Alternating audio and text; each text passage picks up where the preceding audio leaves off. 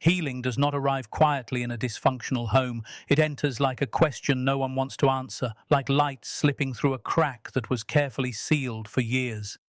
Because in homes where imbalance has become normal, healing is not celebrated, it is resisted. Not because it is wrong, but because it is unfamiliar. Dysfunction survives on repetition, on roles passed down like heirlooms, on silence mistaken for loyalty, and endurance mistaken for love.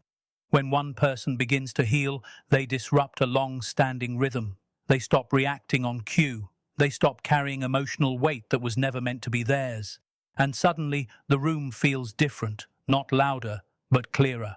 That clarity is unsettling. It exposes what has been hidden under routine, under tradition, under the comforting lie that this is just how we are. Healing does not attack anyone, yet it challenges everyone. It asks for accountability without accusation, for growth without permission. And that is why it feels threatening. Because when one soul chooses awareness over survival, the entire system is forced to confront a truth it has spent years avoiding. Peace was always possible, but it required change. Healing breaks the unspoken agreement. In every dysfunctional home, there exists an agreement that was never written, never spoken aloud, yet strictly enforced through behavior, expectation, and consequence.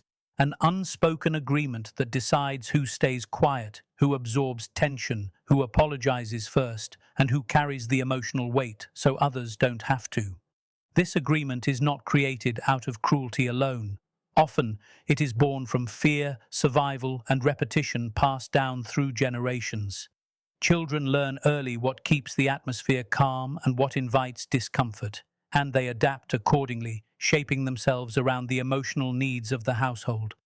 Over time, these adaptations harden into roles: the peacemaker, the responsible one, the invisible one, the strong one who never needs help. Dysfunction depends on these roles because they prevent disruption. As long as everyone performs their part, the system continues without being questioned. Pain becomes predictable, and predictability is mistaken for stability. Healing threatens this arrangement not because it is aggressive, but because it is disobedient in the quietest way possible. When one person begins to heal, they stop automatically fulfilling the role assigned to them. They pause before responding. They question guilt that once felt mandatory. They recognize emotional patterns instead of absorbing them. And in that pause, the unspoken agreement begins to crack. What makes this shift so unsettling is that healing does not announce itself with confrontation. It arrives as awareness. The healed individual does not need to accuse, explain, or justify. Their behavior alone signals change. They no longer rush to fix what they didn't break. They no longer carry shame for emotions they didn't cause. They no longer translate everyone else's feelings while neglecting their own. This creates discomfort, not because harm is being done, but because a long-standing emotional economy is being disrupted. In dysfunctional homes, some people survive by offloading their unresolved emotions onto others. When the usual recipient of that weight steps back, even gently, the system feels threatened. The silence that once meant compliance now means boundary. The calm that once meant surrender now means self-respect. And this shift is often misunderstood as distance, coldness, or betrayal, when in reality it is simply the end of silent consent. The most powerful illusion in such homes is the belief that harmony requires sacrifice from the same person again and again. Healing exposes this illusion. It reveals that peace built on one person's emotional exhaustion is not peace at all, but imbalance disguised as order. When someone heals, they stop confusing endurance with love. They understand that loyalty does not demand self-erasure, and responsibility does not mean emotional imprisonment. This realization alone can feel dangerous to a system that relied on their compliance. Suddenly, old expectations are unmet. Old triggers no longer produce the same reactions. Emotional manipulation loses its effectiveness, not because it is challenged, but because it is no longer believed. The healed individual is not fighting the system, they are stepping out of it.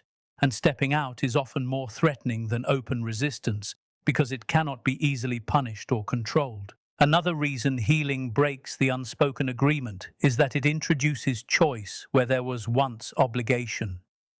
In dysfunctional environments, emotional roles are often framed as duty. You're the strong one. You're the understanding one. You're the one who keeps everyone together. These labels sound like praise, but they are often chains. Healing allows a person to see these labels clearly, not as honors, but as expectations that limited their humanity. When they begin to choose differently, they disrupt a narrative others relied on to avoid self-reflection. Their growth becomes a mirror, and mirrors are uncomfortable when they reflect what has long been ignored. The system may respond with confusion, resistance, or emotional pressure, not necessarily out of malice, but out of fear of collapse. Because if one person can step out of the role, it raises a question no one wants to face. Was this ever necessary? Healing also removes the emotional glue that held the dysfunction together. Guilt. Guilt is one of the strongest tools in maintaining unspoken agreements. It keeps people tied to roles even when those roles are painful. It whispers that leaving the pattern is selfish, that prioritizing oneself is abandonment, that change is betrayal. Healing dismantles this narrative slowly and quietly. The person begins to separate responsibility from blame. They understand that caring does not require constant self-sacrifice and that love does not demand silence in the face of harm. As guilt loosens its grip, so does control, and when control fades, the system panics, not because it is being attacked, but because it is being revealed. What once functioned automatically now requires accountability. Perhaps the most unsettling aspect of healing is that it rewrites history, not by denying the past, but by interpreting it truthfully. The healed individual begins to see patterns instead of isolated incidents. They recognize that what they once called normal was often survival. This awareness changes how they show up in the present. They are less reactive, less desperate for approval, less willing to carry emotional burdens in silence. Their calm is no longer compliance, it is clarity, and clarity is disruptive. It removes the emotional fog that allowed dysfunction to continue unchallenged. Without that fog, the unspoken agreement cannot survive. In the end, healing does not destroy families or homes. It destroys illusions, illusions that pain was necessary, that silence was love, that endurance was strength. It breaks the agreement that demanded one person shrink so others could remain comfortable. And while this break may feel like loss to those who depended on the old arrangement, it is actually the beginning of something more honest. Healing is not rejection, it is refusal, the refusal to continue a pattern that required self-betrayal. And once that refusal is made quietly and firmly, the unspoken agreement loses its power forever. Growth exposes what comfort hid. In dysfunctional homes, comfort often becomes the most convincing disguise for harm, not because everything is peaceful, but because everything is familiar. Familiar reactions, familiar silences, familiar tensions that rise and fall without ever being resolved. Over time, this familiarity is mistaken for safety. People learn how to move within it, how to avoid certain topics, how to manage moods, how to keep the emotional temperature just stable enough to survive. Growth threatens this carefully maintained balance because growth introduces contrast. When one person begins to change, the difference becomes visible even without words. Their emotional responses slow down. Their need to explain themselves fades. Their tolerance for confusion and mixed messages diminishes. And in that quiet shift, what was once hidden by routine is suddenly exposed, not through confrontation, but through comparison. Growth does not accuse, it reveals. What makes this exposure so unsettling is that it forces awareness without permission. In an unhealthy system, comfort is often built on avoidance. Problems are minimized, normalized, or postponed indefinitely. Emotional pain is reframed as just the way things are. As long as everyone remains in sync with this belief, no one has to take responsibility. But when one individual grows, they disrupt that sync. Their clarity creates a reference point that did not exist before. Behaviors that once blended into the background now stand out. Emotional patterns that were once ignored now feel heavy. The home has not changed, yet it feels different, because someone inside it has. This difference can be deeply uncomfortable for others, not because they are being judged, but because they are being reminded of possibilities they chose not to explore. Growth also challenges the illusion that staying the same is an act of loyalty. In many dysfunctional homes, change is interpreted as rejection. Improvement is seen as distancing. Personal development is misunderstood as superiority. This misunderstanding does not come from logic, but from insecurity. When someone grows, they demonstrate that alternatives exist, that suffering is not the only option, that emotional maturity is attainable. For those who built their identity around endurance rather than evolution, this realization can feel destabilizing. It suggests that the pain they accepted as inevitable may have been optional. And that is a difficult truth to face, especially when it arrives silently, embodied in the behavior of someone close. Another reason growth exposes what comfort hid is that it removes the camouflage of shared dysfunction. When everyone is struggling in similar ways, no one stands out. Pain becomes communal, and in that community, accountability dissolves. Growth breaks this pattern by introducing differentiation. The growing individual no longer reacts with the same intensity, no longer participates in cycles of emotional escalation, no longer validates harmful dynamics by engaging in them. Their restraint is not withdrawal, it is regulation. Their calm is not indifference, it is intention. Yet to those still immersed in the old patterns, this calm can feel like judgment, even when none is expressed, because it highlights the difference between reacting and choosing, between surviving and living. Comfort in dysfunctional homes often depends on predictability rather than health. Everyone knows what to expect, even if what they expect is pain. Growth disrupts this predictability. Old triggers no longer produce the same responses. Old tactics no longer achieve the same results. Emotional leverage loses its power when the other person is no longer emotionally dependent on the outcome. This loss of control can create resistance, not necessarily because others want to harm, but because they fear instability. The familiar, even when painful, feels safer than the unknown. Growth introduces the unknown. It invites change without guaranteeing comfort. And for those who rely on routine to avoid self-examination, this invitation feels threatening. Growth also reframes silence. In dysfunctional environments, silence is often a strategy used to avoid conflict, to maintain appearances, to suppress discomfort. When a person grows, their silence changes meaning. It is no longer avoidance, it is discernment.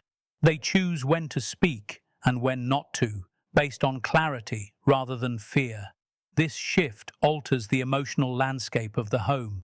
Conversations feel different. Conflicts either escalate without the usual participant or dissolve when no longer fueled. The system, accustomed to certain emotional exchanges, struggles to adapt. It may attempt to pull the growing individual back into old roles, not through force, but through subtle reminders of how things used to be. But growth resists regression, not aggressively, but consistently. Perhaps the most profound way growth exposes what comfort hid is by revealing the cost of staying the same.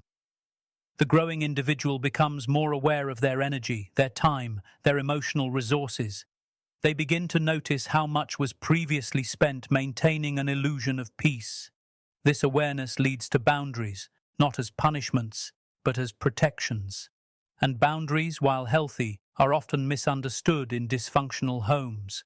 They are seen as walls rather than guidelines, as distance rather than self-care. Yet these boundaries make visible what comfort once concealed, that the old closeness was often sustained by self-neglect.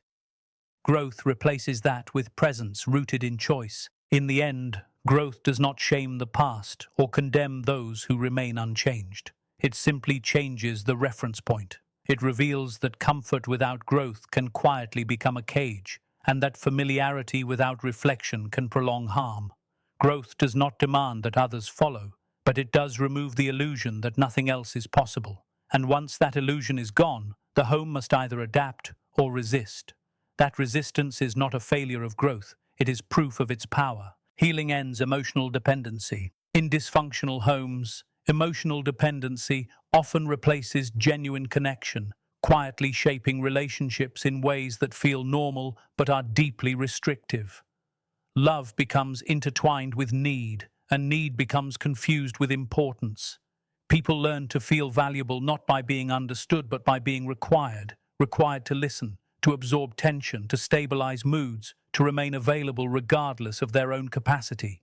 Over time, this dependency becomes the emotional foundation of the household. It creates a sense of closeness that is actually built on imbalance, where one person's presence regulates the emotions of others. Healing threatens this structure because it removes the necessity of that regulation. When someone begins to heal, they no longer exist solely as an emotional resource. They stop being the constant responder, the fixer, the stabilizer.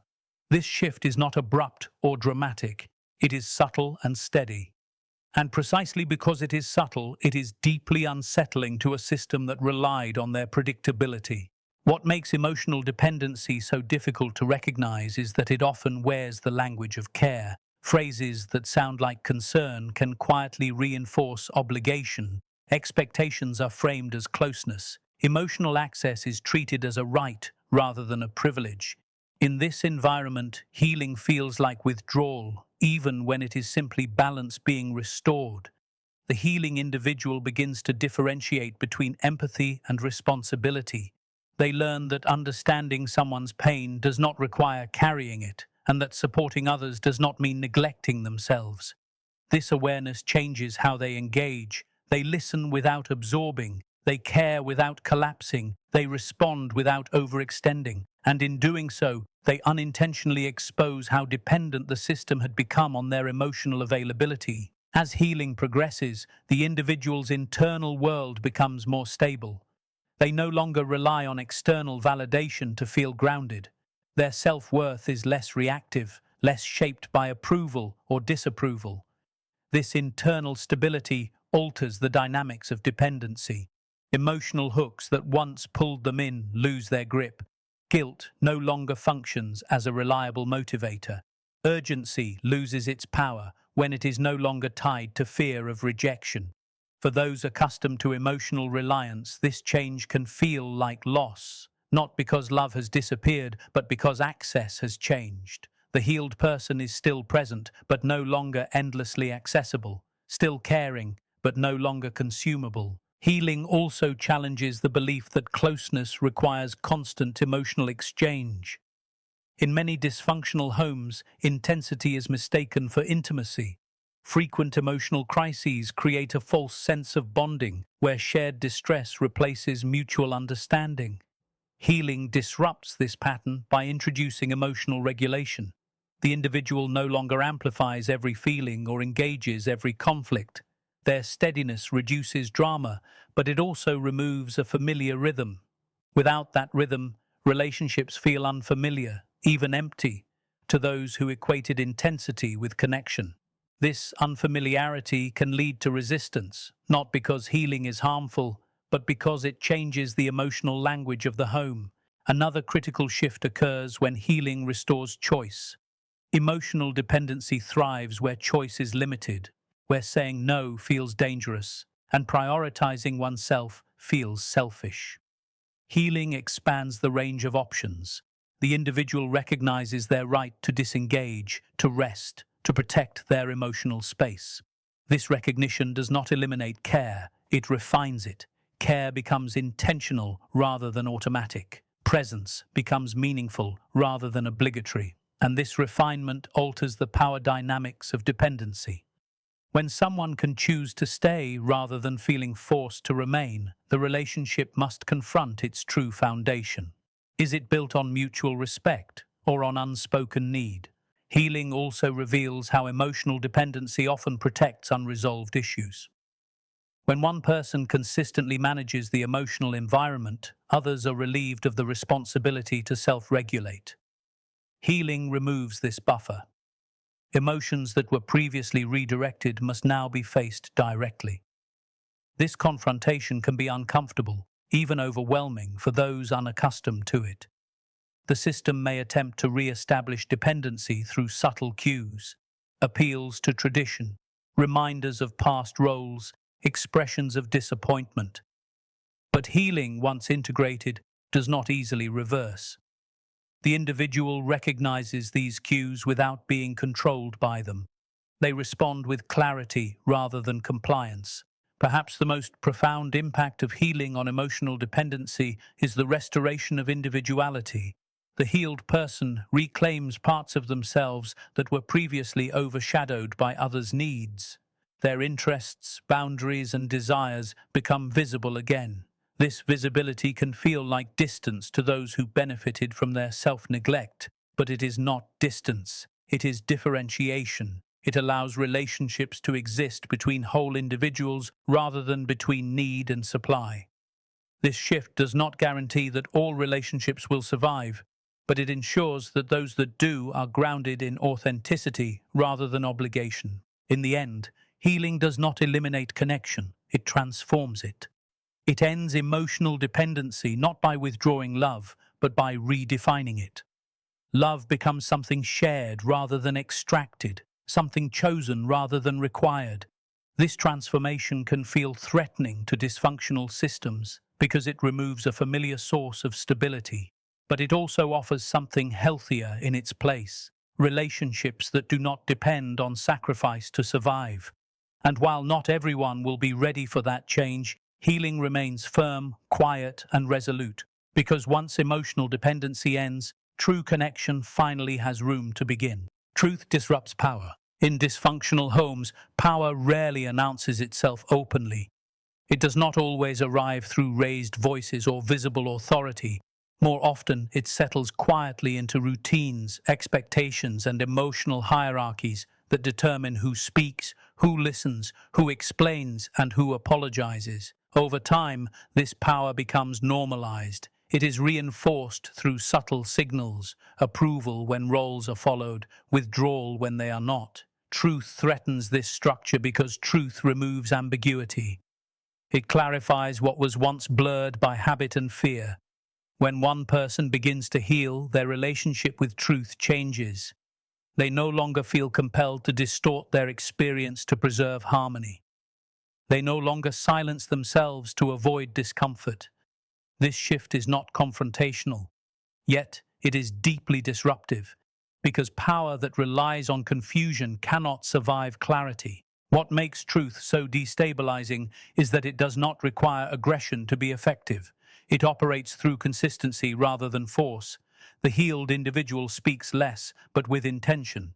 They explain less because they no longer need validation for what they know to be real. Their words align with their actions, creating a coherence that did not exist before. This coherence alters the balance of power.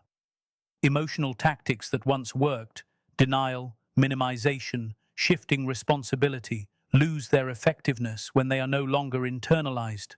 The person does not argue, they disengage from false narratives, and in doing so, they remove the emotional fuel that sustained the imbalance. In many dysfunctional homes, power is maintained through unpredictability. When emotional responses are inconsistent, others remain vigilant, adjusting themselves to avoid triggering discomfort. Truth disrupts this dynamic by introducing reliability. The healed person's reactions become measured and predictable, grounded in self-respect rather than fear. This predictability is unsettling to those who relied on emotional volatility to maintain control. Without chaos, manipulation struggles to function. Without confusion, authority must justify itself. Truth forces this justification, not through accusation, but through presence. Truth also redefines responsibility. In unhealthy systems, responsibility is often unevenly distributed. One person may carry blame for collective issues, while others remain insulated from accountability. Healing allows the individual to separate what is theirs from what is not. They accept responsibility for their actions, but refuse responsibility for others' emotions.